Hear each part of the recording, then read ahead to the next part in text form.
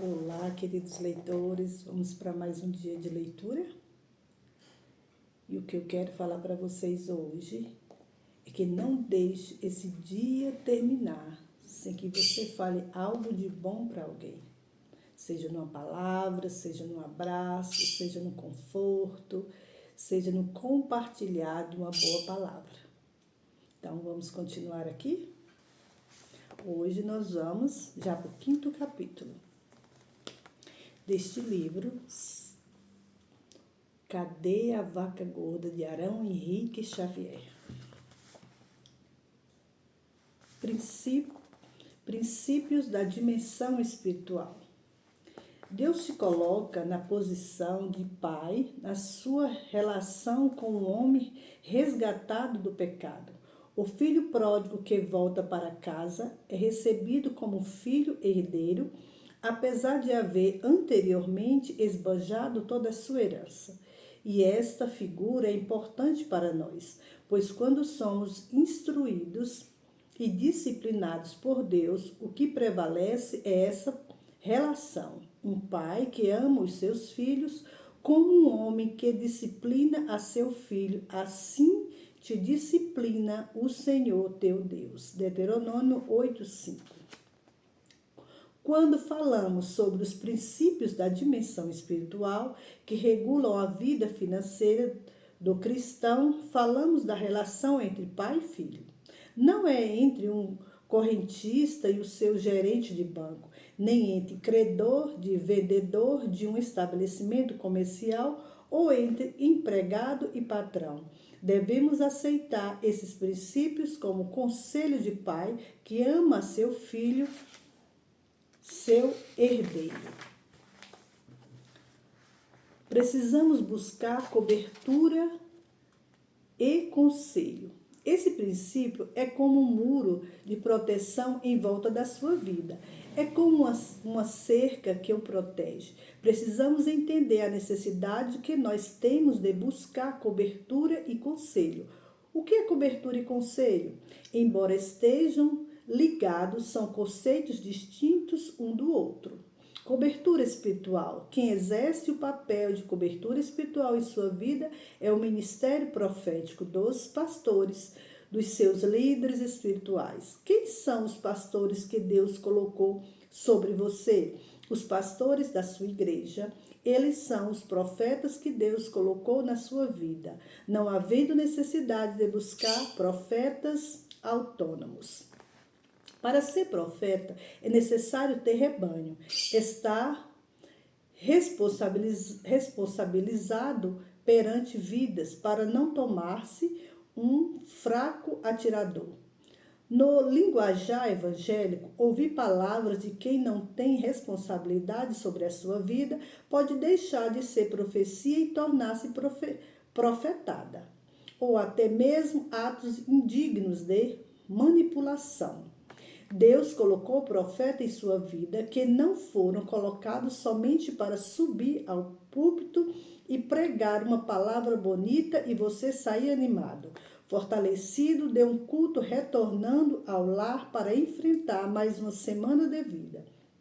Não, esses profetas são parte do ministério que Cristo concedeu à igreja, homens, mulheres que Deus levantou para serem cobertura espiritual na sua vida. Efésios 4:11.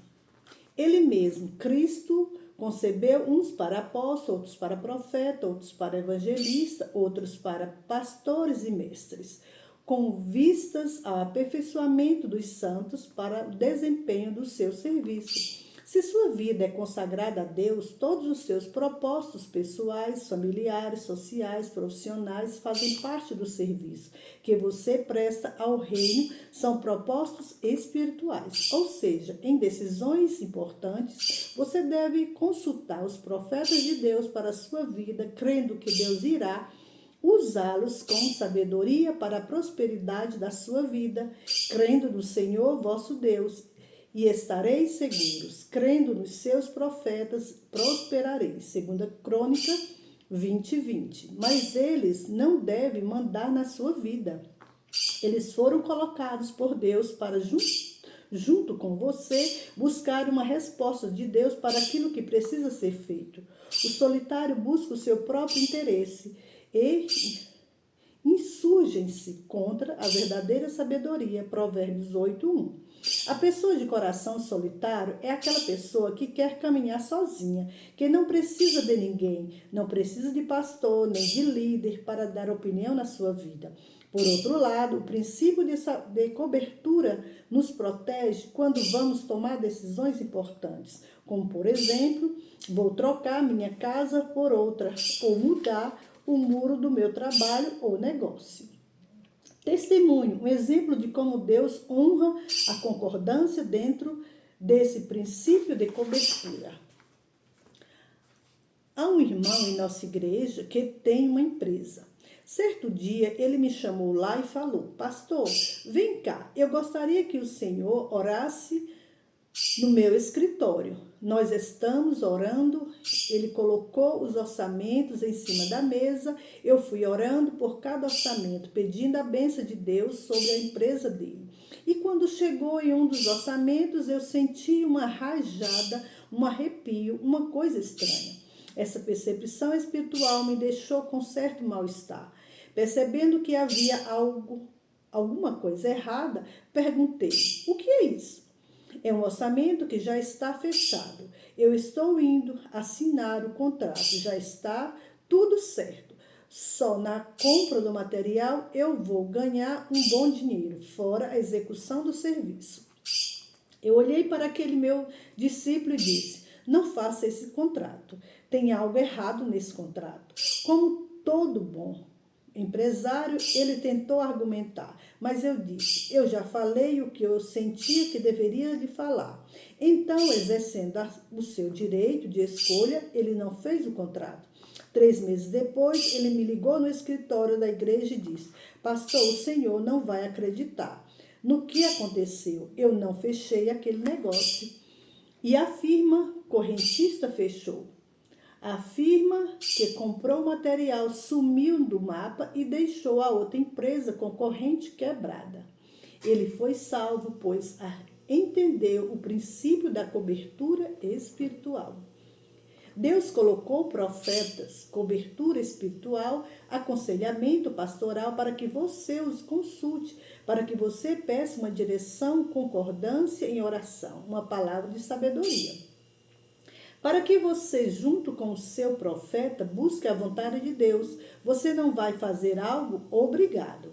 Eu estou falando de coisas importantes. Você vai mudar de serviço, vai sair de uma empresa, vai mudar de cidade. Busque orientação com a sua cobertura espiritual. Conselho.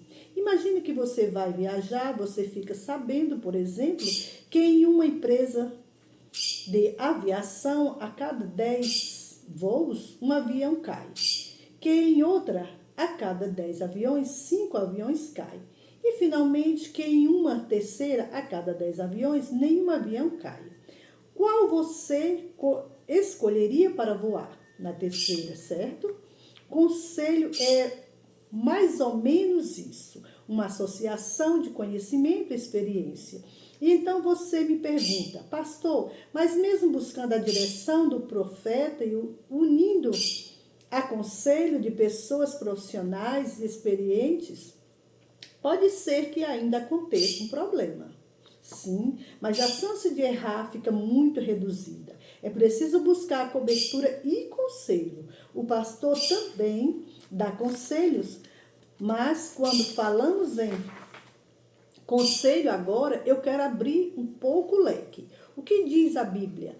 Não havendo sábia direção, cai o povo, mas na multidão de conselheiros há segurança.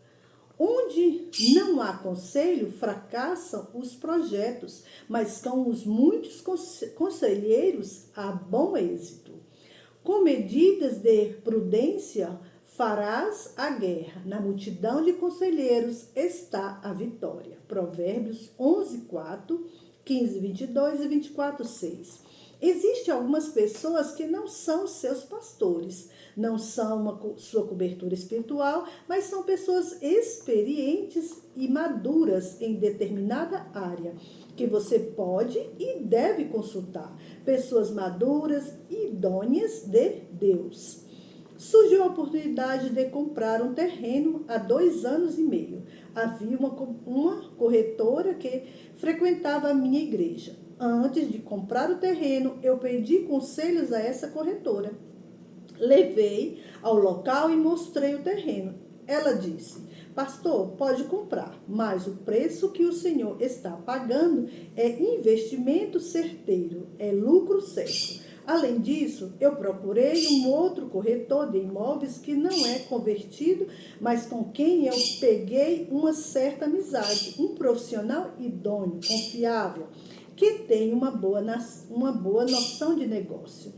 E levei-o lá também. E ele me falou a mesma coisa. Comprei, 1 ano depois, o terreno valia quase 3 vezes mais.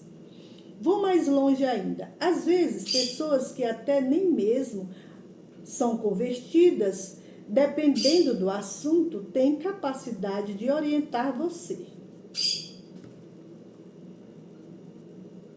Se você quer trocar de carro, e nunca vendeu carro na vida, vendo uma outra profissão, talvez imagine que já sabe de tudo, que não precisa de ninguém. Você vai e se dispõe a comprar um carro. Você mesmo escuta o barulho do motor, dá uma verificada na mecânica geral, embora não entenda de automóvel. Você não perguntou nada a ninguém. Não pediu ajuda a um irmão que entende de carro ou de uma pessoa confiável. Quando você para na porta da igreja, encontra uns 3 irmãos que trabalham com compra e venda de automóveis. Enquanto você estaciona, um irmão olha para o outro e comenta: que carro ruim que esse irmão aí comprou? Se tivesse me consultado para você, ao comprar tudo no carro, parecia em ordem. Ao saltar do novo carro, você já chama atenção para a bênção e fala: olha o carro que eu comprei. A sua alegria é tão grande que eles só disfarçam. Para não chatear você, até fala que o carro é bonitinho, mas por dentro estão pensando: irmão, cabeça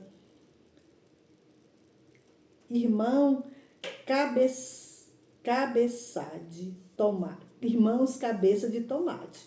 Por que você não me perguntou que eu não deixava você comprar esse carro? Porque o seu carro já bateu não sei quantas vezes. Quando você vai comprar uma casa, nunca compre uma casa vendas só durante o dia. Antes de fechar o negócio, vá à noite. Sinta como é o ambiente do bairro. A vizinhança, vá durante a semana e também no final de semana. Às vezes o ambiente do bairro durante o dia é uma, mas à noite é outra. Nunca compre uma casa antes de vê-la, principalmente na sexta-feira depois das 22 horas. Por quê? Para não lhe acontecer o que aconteceu a um irmão, sabe tudo. Ele comprou a casa e não deu ouvidos a um aconselhamento que havia ouvido. Procure informar-se melhor. Tem alguma coisa errada nessa casa, porque o preço pelo qual estão querendo vendê-la a você está muito abaixo do preço de mercado para esse lugar. Havia sido o conselho. Não, não é? Não, isso é bênção. Nem tudo que parece ser bênção é bênção. Neste caso, vale o que diz a sabedoria popular: nem tudo que reluz é ouro. Aquele irmão havia comprado a casa por um preço bem menor e descobriu na sexta-feira seguinte, depois das 22 horas, porque ela havia sido tão barata. No terreno no fundo, na sua casa, havia um terreiro de feitiçaria, onde havia barulheira a noite inteira. Todas as sextas-feiras à noite começava o batuque na zabumba. O pessoal da sua casa não dormia, fora a opressão dos demônios que se manifestavam na outra casa, provocando o crentão, vou pegar você, não vou deixar você dormir. E então virou uma luta, uma briga. Nós precisamos aprender a buscar cobertura e conselho, mas eu não estou querendo dizer que para tudo o que fizer, deve antes perguntar ao pastor. Vai comprar um liquidificador? Não consegue escolher a marca? Não é para discar para o celular da pessoa que lhe dá cobertura espiritual e pedir opinião. Você é uma pessoa madura, capaz de tomar as decisões corretas na sua vida. A cobertura é um conselho, reservam-se para as situações de maior importância, as grandes decisões da sua vida, para as situações mais críticas que afetariam consideravelmente você e as pessoas envolvidas com a sua vida. Todos nós precisamos de cobertura, principalmente os líderes. Ninguém deve ser lei para si mesmo. Na minha vida, Deus colocou também profetas, são os meus pastores. E Deus pode me dar pessoas confiáveis e que me amam para serem meus conselheiros, pois há momentos em que o conselho é doce, mas em outros é a vara que corrige. Vamos ficar por aqui com essa leitura e eu agradeço e fique com Deus.